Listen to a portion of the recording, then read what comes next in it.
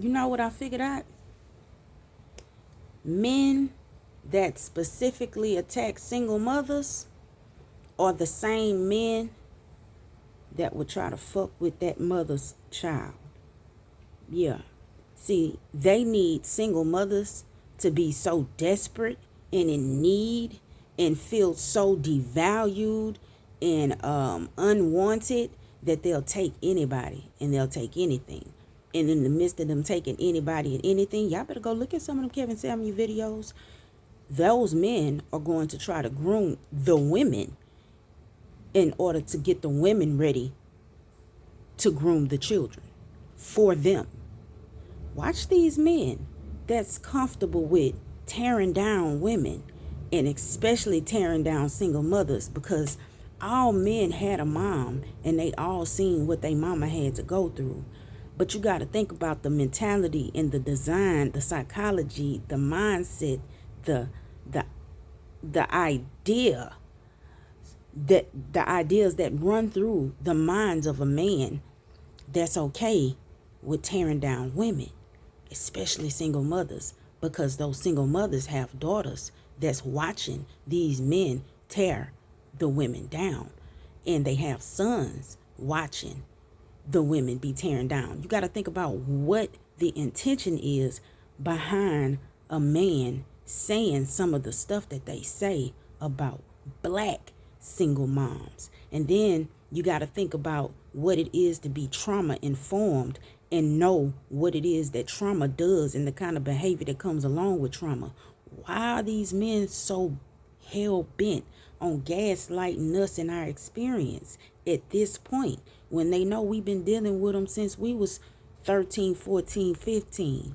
Why try to take yourself out the equation of why single mothers are the way they are and how they got to where they at? Why try to take yourself out the equation and blame all of the negative on them? That's why. Because these the same men that want your little girls. They want your daughters. They want your little boys. They want them little boys. And see, these little boys not telling you why they hate the women, because they feel like they wasn't protected by these women when these sorry ass men was coming through taking advantage of them and abusing them.